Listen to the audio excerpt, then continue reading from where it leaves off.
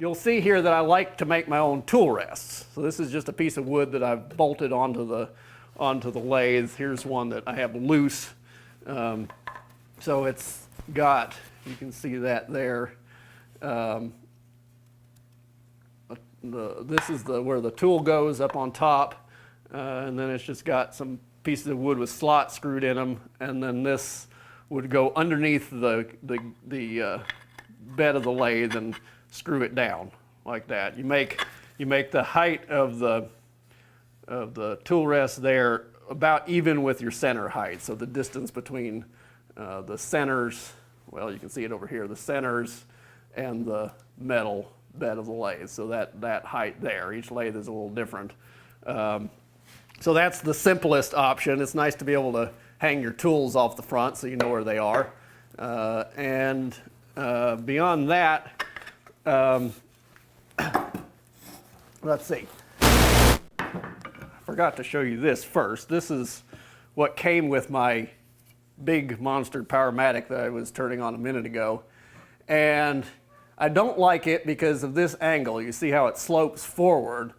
When I'm using the tool rest, I like to put my finger there as a guide, and because it's sloping away from me, my finger is actually trapped in this included angle, and it's very uncomfortable.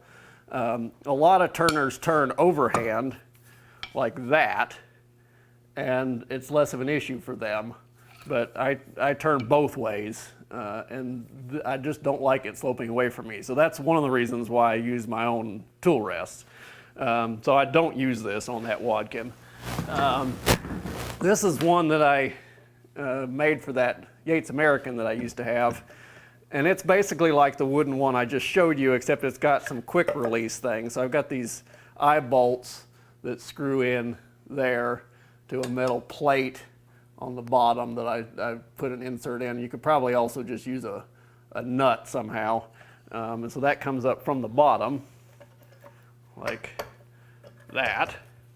And then I made this washer that comes in from the top, and then using these cam action things. So this just is a little easier than adjusting with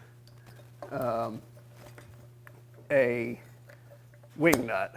Things happen faster. You just clock that down and it's locked, lift it up and it's unlocked.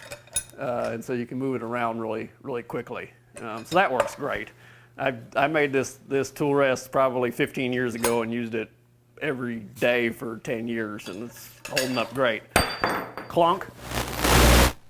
The last thing I was going to show you is this is what I had a machinist, or actually a welder, weld up for me for the Wadkin, and it fits in the banjo that comes with the lathe, and it's welded onto this iron bar, which has bolt holes in it, and you just bolt on a wooden piece on top. That's what your tool goes on.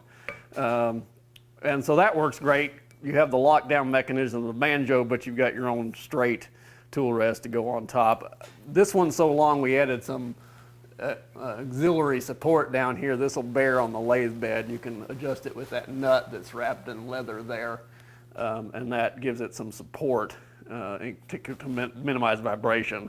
So you can make this any length you want. And it's nice to have tool rests that are long enough so you don't have to keep moving them every time you turn, to go to each end of the piece of wood you're turning.